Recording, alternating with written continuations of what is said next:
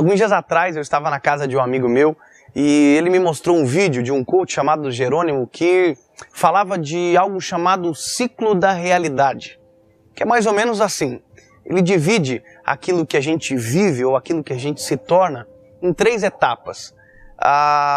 Eu vejo, eu crio, eu sou ou eu tenho.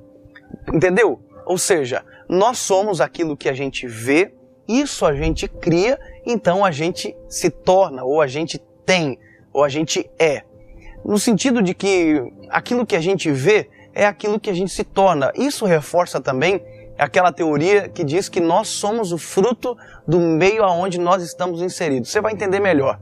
Algum tempo atrás eu estava ministrando numa igreja falando sobre graça. E durante 1 hora eu ministrei sobre o amor de Jesus e no final uma menina ficou rodando na frente, não veio conversar comigo, eu havia feito o apelo para aceitar a Jesus. A minha esposa percebeu que alguma coisa estava errada e perguntou para ela: você quer falar com o Dave? Ela disse: sim, eu quero. E aí eu cheguei para ela e perguntei: pois não, menina, o que você deseja? E ela falou: eu queria ter aceitado a Jesus na hora do apelo, mas fiquei com medo. Eu falei: ficou com medo por quê?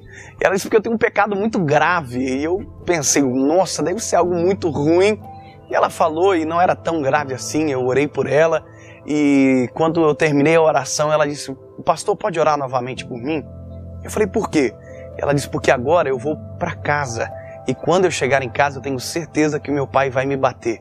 Quando ela falou isso, eu entendi o porquê ela não conseguiu aceitar a Jesus de primeira. É porque durante a minha palavra, eu falava que Deus, que Cristo era o Pai. E quando eu falei Pai, ela associou com o pai dela. E na verdade, essa é a realidade da teoria do ciclo da realidade. Aquilo que eu vejo, o que ela via? Ela via o pai dela da casa.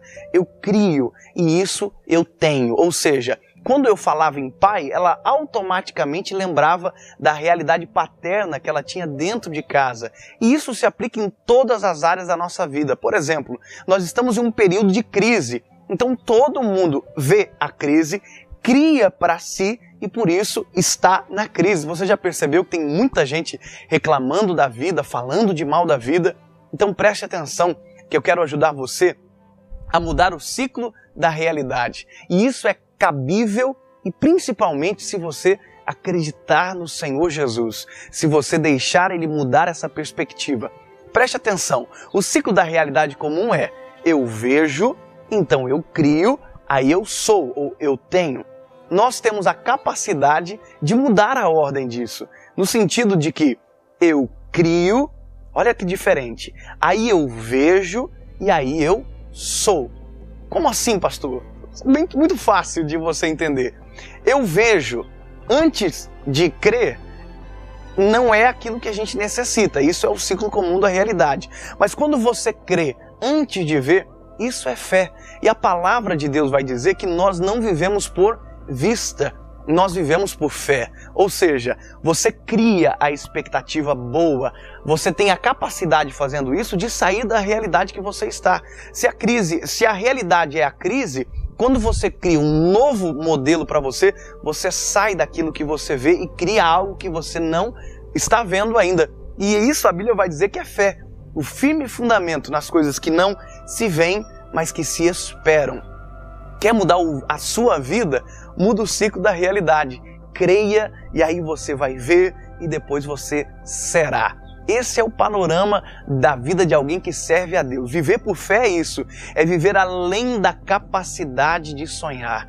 Quando você primeiro vê e depois crê, você está limitado à sua visão. Agora, quando nós alteramos a ordem, quando nós primeiro cremos, aí nós passamos a ver e depois nós somos.